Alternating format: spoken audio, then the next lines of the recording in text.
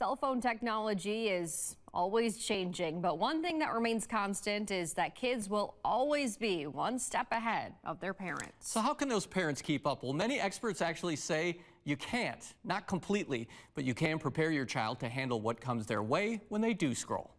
When it went to a smartphone, everything changed. Raising two daughters, Jessica Pellegrino is well aware of the battle that comes with cell phones. Always on, it became a constant battle of get off your phone, we're having dinner, phone isn't at the table. Even before phones were in their home, Pellegrino did her research. It had helped how much I had studied it. And set ground rules. I always say keep the phone out of the bedroom. They need to sleep. And as much as you can, have some general structure to it. But most parents will tell you sometimes that's just not enough. You can't watch them every minute they're on their phone, and there are constantly new apps that can baffle even the most educated parent. There always are new ones, right? Or there's always a new function that you think, oh, I know Insta, and they're kind of giggling like, you don't know the latest. Many of us as parents, we don't even know what half the things they're talking about maybe mean. Experts like Dr. Megan Moreno, a pediatrician at UW Health, believe it's difficult to try and block every danger on a phone.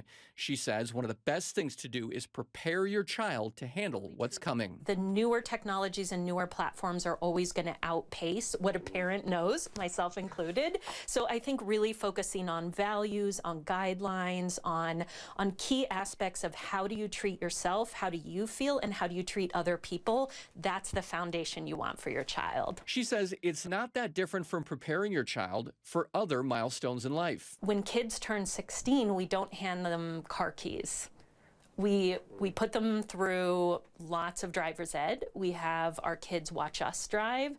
We have them drive and we're sitting next to them. But even with the best preparation, kids will be kids, and they will find a way around the barriers. For instance, some kids will share their social media passwords with their parents, appearing to be transparent, but they will have a completely different private account their parents don't even know about. A lot of kids will have two different accounts. The public one that mom and dad sees, adult sees. The private one tends to be either more sensitive, different pictures, probably similar friends, but less of them, but it's not usually adults. So if you can't stop everything they do and see on their phones, you can try and set your child up to be responsible. That means, according to Dr. Moreno, keeping lines of communication open. I think that the foundation of having check-ins on technology, asking questions, and asking, what do you like? What's going well? What kinds of content are you seeing? What kind of people are you hanging out with?